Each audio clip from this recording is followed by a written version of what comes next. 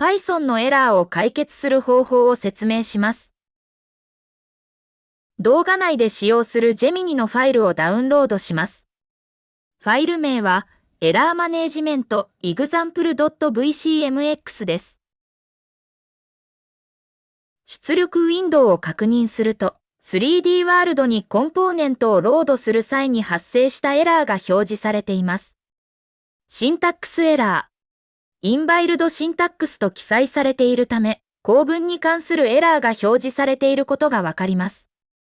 スクリプトライン13と記載されているため、エラーはスクリプトという名前の Python スクリプトの13行目で発生していることがわかります。対象の Python スクリプトは、エラーマネージメント example という名前のコンポーネントに含まれています。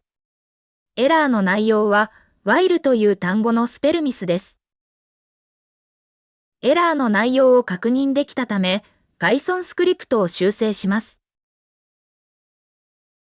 モデリングタブを開きます。3D ワールドのコンポーネントを選択します。コンポーネントグラフウィンドウの検索ボックスにスクリプトと入力します。エラーマネージメント example のビヘイビアにスクリプトが表示されるため、ダブルクリックして開きます。13行目の WHIE を WHILE に修正します。出力ウィンドウの表示エリアを右クリックし、クリアを選択し、表示履歴を削除します。コンパイルボタンをクリックします。出力ウィンドウにエラーがないことを確認します。シミュレーションを実行します。出力ウィンドウを確認すると、シミュレーション実行中に発生したエラーが表示されています。スクリプトライン27と記載されているため、エラーはスクリプトの27行目で発生していることがわかります。エラーの内容は、サーボセンサーシグナという名前が定義されていないと記載されています。エラーの内容を確認できたため、Python スクリプトを修正します。シミュレーション実行中に Python スクリプトを再度コンパイルできないため、シミュレーションをリセットします。スクリプトを開きます。27行目のサーボセンサーシグナは、7行目でサーボセンサーシグナルと定義されているため、タイプミスということがわかります。27行目のサーボセンサーシグナをサーボセンサーシグナルに修正します。出力ウィンドウの表示履歴を削除します。コンパイルボタンをクリックします。シミュレーションを実行します。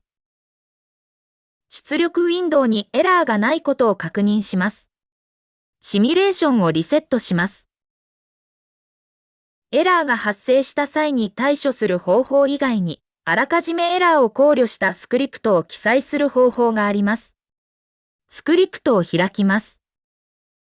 19行目から24行目までにトライエクセプト文を記述し、例外処理をしています。例外処理をすることで、トライ文の実行中にエラーが発生した場合でも、エラー箇所で処理が中断することなく、エクセプト文以降を実行できます。今回は、10行目で使用しているツイストアンダーラインデリートミーという名前のビヘイビアを削除し、20行目の記述でエラーを発生させます。エラー発生後、24行目でツイストアンダーラインデリートミーのビヘイビアにアクセスできません。例外処理を使用します。という意味の文を出力ウィンドウに表示します。シミュレーションを実行します。エラーが発生していないため、トライ文のコードが実行され、青いブロックが前後に動きます。シミュレーションを一時停止します。コンポーネントグラフウィンドウの検索ボックスにツイストと入力します。エラーマネージメント example のビヘイビアにツイストアンダーラインデリートミーが表示されるため、選択します。右クリックし、削除ボタンを選択し、削除します。シミュレーションをリセットします。シミュレーションを再度実行すると、青いブロックは動作しません。出力ウィンドウを確認すると、メッセージが表示されています。Python スクリプトのトライ文の実行中にエラーが発生し、except 文が実行されたことがわかります。Python のエラーを解決する方法の説明は以上となります。ご視聴いただき、ありがとうございました。